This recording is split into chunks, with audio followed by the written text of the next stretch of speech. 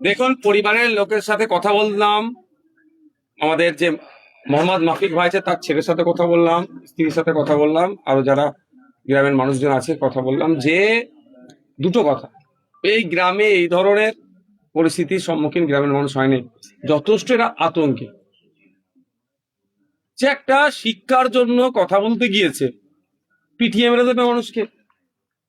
আমি যে এর বাড়িতে এসে পৌঁছানোর আগে পর্যন্ত আপনারাও এসেছেন, রাস্তার অবস্থা দেখেছেন। এ নিজের স্বার্থের জন্য তাকে রাস্তা দাবি করতো যে আমাকে এখানে একটা রাস্তার ব্যবস্থা করে দাও, কিন্তু সে রিমান্ড নিয়ে যায়নি। ই গিয়েছে আমার ভাই গিয়েছে যে এলাকার শিক্ষা প্রতিষ্ঠানের মান উন্নয়নের জন্য। আক্রমণ করছে কারা? শাসক দলের ছত্রছায়া থেকে যারা থাকছে। পশ্চিমবাংলা সরকার এবারে বাজেটে স্কুল এডুকেশনে একটা কথা উল্লেখ করেছে, পিএম শ্রী, অর্থাৎ স্কুলের আপলিফমেন্ট ডেভেলপমেন্ট করার জন্য একটা প্রজেক্ট নিয়ে আসছে, যেটা সেন্ট্রাল গভর্নমেন্ট ফান্ড দেবে। এ যে দাবিটা করছে, এও তো স্কুলের ডেভেলপমেন্টের দাবি করছে।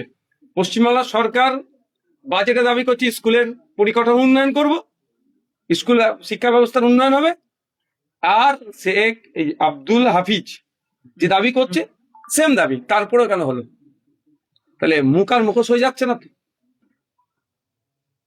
এই ভাইয়ের সাথে কথা হচ্ছে, যারা দোষ করেছে একটাও ছাড় পাবে না।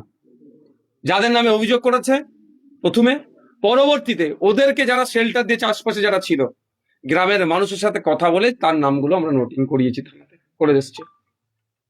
প্রশাসন তার দায়িত্বশীলতার পরিচয় দিয়ে কাজ করবে। অলরেডি দিল্লি থেকে প্রতিনিধি দল এসছে, সিজেপি তারা আছেন, দীর্ঘদিন ধরে আছেন, এদের সাথে আছে। এদের যারা দিল্লির বস মানে নেতৃত্বরা আছে সবসময় যোগাযোগ করছে। এক কথায়, যে অন্যায় হয়েছে শাস্তি চূড়ান্ত ভাবে চাই আমরা। পুলিশের পক্ষ থেকে একটা দাবি করা হচ্ছে টুইট করে, যে এর বাবার মৃত্যু হয়েছে রক্তচাপ জড়িত রোগে। কি বলবেন আপনি? দেখুন, এই ধরনের মন্তব্যকে আমি পাত্তা দিই না। পুলিশ তার ব্যর্থতা হয়তো কোনো জায়গায় ঢাকার জন্য চেষ্টা করছে। একবার আক্রান্ত হয়নি, দুবার আক্রান্ত হয়েছে। একটা বাড়িতে এসে মারধর করেছে, দ্বিতীয়ত যখন চিকিৎসা করার জন্য নিয়ে যাচ্ছিল পথের মধ্যে আক্রমণ চালিয়েছে। আচ্ছা, মুখ্যমন্ত্রী সরি, ফিরে আসার পথে আক্রমণ চালিয়েছে। মুখ্যমন্ত্রী আমাকে না বলতে দেন। পিএম রিপোর্টের কথা হয়তো তারা বলছে, পুলিশের হাতে এখন কি পিএম পোস্টমর্টম রিপোর্ট গিয়েছে আমি জানতে চাই। যদি গিয়ে থাকে তাহলে নিশ্চিতভাবে একটা কপি আমাদের বাড়িতে আসতে, বাড়িতে আপনারা রিসিভ করেছেন। তাহলে কোথা থেকে পেল? ওই আকাশ কুসুম কথা ওনাদেরকে রাখতে বলুন, এই টুইট খেলা বন্ধ করতে বলুন। এখন 10-12 বছরের বাচ্চারা টুইট ভালো খেলতে শিখে গিয়েছে। ভরধাওয়া মানে কোনো না কোনো জায়গায় আবার একটা আন্ডার প্রেশার রাখার চেষ্টা হচ্ছে, মাথায় 4টে সেলাই হচ্ছে।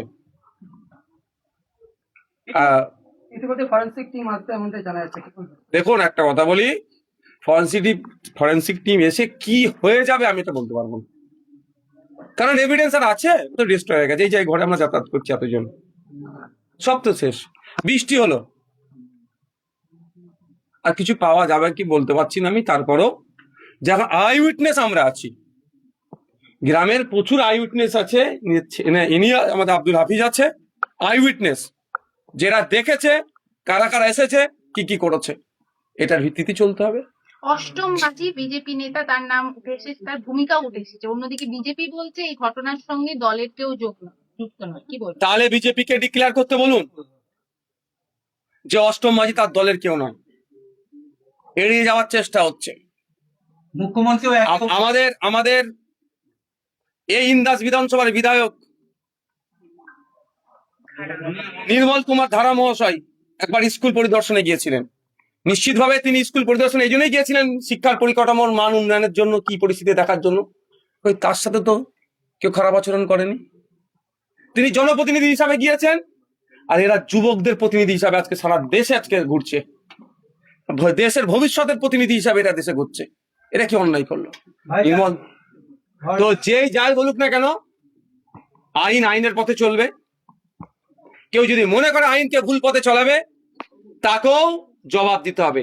আমি পুলিশ প্রশাসনকে বলবো, এবারে পশ্চিমবঙ্গ বিধানসভা থেকে দাঁড়িয়ে পুলিশ মন্ত্রী একাধিক পুলিশকে কিন্তু সাসপেন্ড করেছে, কারণ তারা বিগত সরকারের আমলে তাদের সঠিক দায়িত্ব পালন করেনি। তাই আমি আজকে এখানে বলে যাচ্ছি, এক মাঘেও শীত যায় না। যদি কেউ কোনো নেতা কেতার কথা শুনে ভুল ইনভেস্টিগেশন করে এই কেসকে বিপদে পরিচালনা করে, আগামী দিনে কিন্তু ফাইল খোলা হবে, সেই পুলিশকেও ছাড়া হবে না। পরিবারের সাথে তো কথা বলছেন, কি বললেন? এটাই কি তার প্রমাণ? সেটা দেখাচ্ছে তো। আচ্ছা, কি অবস্থা হচ্ছে? কখনো জায়গায় কংগ্রেসের নেতাদেরকে গুলি করে খুন করছে, কোনো জায়গায় ন্যায়ের কথা, স্কুল এডুকেশন ডেভেলপমেন্টের কথা বলছে, তাদেরকে খুন হয়ে যেতে হচ্ছে। কোন পরিস্থিতিতে বাংলা দাঁড়িয়েছে? পরিবারের সাথে কথা বললেন? নিউ মার্কেটে হোটেলে আগুন। আমি ওই আচ্ছা, এখানে আমাকে এই রিলেটেড কোশ্চেন বলেছে মুখ্যমন্ত্রী দাবি করেছেন যে এই ঘটনায় বিজেপির কেউ জড়িত না, কি বলবেন? দেখুন, মুখ্যমন্ত্রী কি বললেন, জেপি নাড্ডাজি কি বললেন, সমীর ভট্টাচার্য কি বললেন, তাতে আমাদের লেনা দেনা নাই। আমাদের অবস্থা একদম ক্লিয়ার।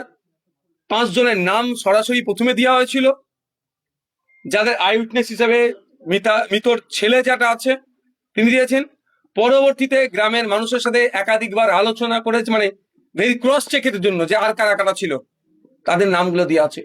তাদের রাজনৈতিক পরিচয় বিজেপি থাকবে, ছাড় পেয়ে যাবে, নন বিজেপি হলে ছাড় পাবে না, অত আমরা নয়। হ্যাঁ, আমরা যতটুকু খবর পেয়েছি, ওই যে ব্যক্তিটির নাম কি, মাঝি, অষ্টম মাঝি বলে যে ব্যক্তিটি আছে, ও বিজেপির সাথে সরাসরি যুক্ত। পরিবারের সাথে কথা বললেন? কথা হলো? আলোচনা হয়েছে কি কি হয়েছে, সমস্যা আগামী দিনে কিভাবে চলতে হবে। কি দাবি কিছু বলেছে? পরিবারের ছেলে জাবিদ যেটা করেছে, তো আজকে আমাকে নতুন করে বলতে লাগবে না যে ক্ষতিপূরণের দরকার নাই। দরকার কি, যেই লড়াইয়ের জন্য এর পিতাকে হারিয়েছে, সেই লড়াই, যে একটা আন্তর্জাতিক মানের স্কুল। কেন হবে না? কেন হবে না? আমাদের স্কুল মৌলিক অধিকারের মধ্যে পড়ছে। আজকে বিশ্বের প্রথম বিশ্ব দেখুন, ইউরোপে যান, জার্মানিতে যান, আমেরিকাতে যান, কানাডাতে যান, অস্ট্রেলিয়াতে যান, ক্লাস 1 থেকে সরকারি স্কুলে কম্পিউটার এডুকেশন আছে। আর আমাদের সরকারি স্কুলগুলোর কম্পিউটার এডুকেশন তো দূরের কথা, ডিজিটাল ক্লাসরুম পাচ্ছে না। ডিজিটাল ক্লাসরুম ছেড়ে দেন, চক নেই, ডাস্টার নাই, টেবিল চেয়ার নাই, টয়লেট গুলো যে দেখুন। পশ্চিম বাংলায় পানীয় জলের অবস্থা খারাপ। পশ্চিম বাংলায় প্রায় সেপারেট টয়লেট প্রায় 16% মহিলাদের জন্য নাই, ইউজ করতে দেয় না। যা অবস্থা তাই হচ্ছে, হাইজিনিক প্রবলেম হয়ে যাচ্ছে, সমস্যা হচ্ছে। এর বিরুদ্ধে লড়াই, এই লড়াইটা চলবে, এটুকু মাথায় রাখবেন। কাউকে একজনকে খুন করে এই শিক্ষার আন্দোলনকে বন্ধ করা যাবে না। লাখো মানুষ এই শিক্ষার আন্দোলন নিয়ে সোচ্চার হচ্ছে, আগামী দিনে হবে।